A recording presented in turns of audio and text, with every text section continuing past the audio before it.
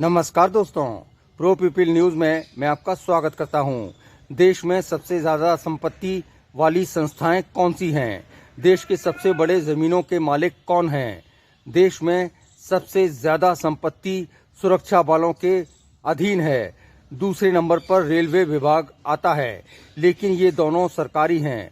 अब देश का सबसे बड़ा जमींदार कौन है? संपत्ति के हिसाब से वक्फ बोर्ड के पास सबसे ज्यादा जमीन है। वक्फ बोर्ड सरकारी नहीं है, लेकिन सरकारी मान्यता प्राप्त संस्था है। इस मायने में कहा जा सकता है कि वक्फ बोर्ड एक बहुत बड़ी संपत्ति वाला जमींदार है। इतनी जमीन और संपत्ति तो देश के किसी भी औद्योगिक घराने की नहीं है।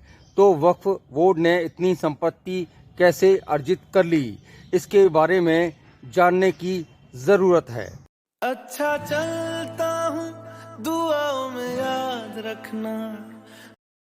आजकल वक्फ बोर्ड कानून चर्चा का विषय बना हुआ है। वक्फ बोर्ड पर आरोप है कि वो अवैध रूप से लोगों की संपत्ति पर कब्जा कर रहा है। इसको लेकर वक्फ बोर्ड अधिनियम 1995 को खत्म करने के लिए लोकसभा में एक निजी विधेयक पेश किया गया है।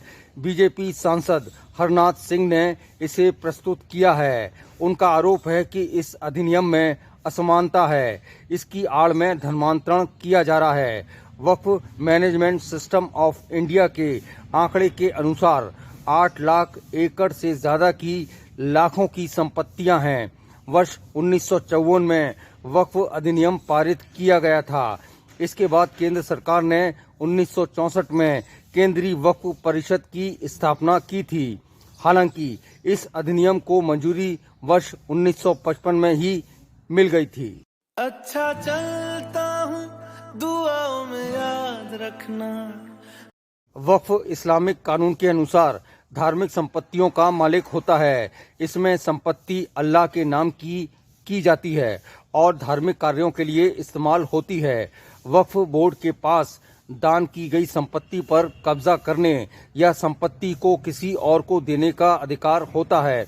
अगर किसी संपत्ति को लंबे समय तक धार्मिक कार्यों के लिए इस्तेमाल किया जा रहा हो, तो वो संपत्ति भी वक्फ बोर्ड ले लेता है। इस अधिनियम के अनुसार यदि एक बार कोई संपत्ति वक्फ बोर्ड के पास चली जाती है, तो उसे वापस नहीं लिया जा सकता है।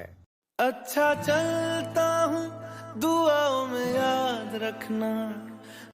वक्फ की शुरुआत दिल्ली सल्तनत के समय से मानी जाती है। वर्ष 1995 में इस अधिनियम में देश के हर राज्य और केंद्र शासित प्रदेश के वक्फ बोर्ड के गठन की शुरुआत की गई। आरोप है कि वक्फ बोर्ड किसी भी संपत्ति पर कब्जा कर सकता है। उसे ये साबित करने की जरूरत नहीं होती कि ये संपत्ति उसकी है। जिसकी संपत्ति पर कब्जा किया गया है, वो व्यक्ति ही साबित करेगा कि संपत्ति उसकी है। वक्फ बोर्ड पर गंभीर आरोप लग रहे हैं।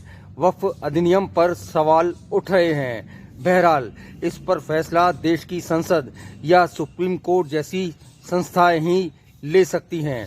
अगली बार फिर आएंगे किसी महत्वपूर्ण खबर के साथ।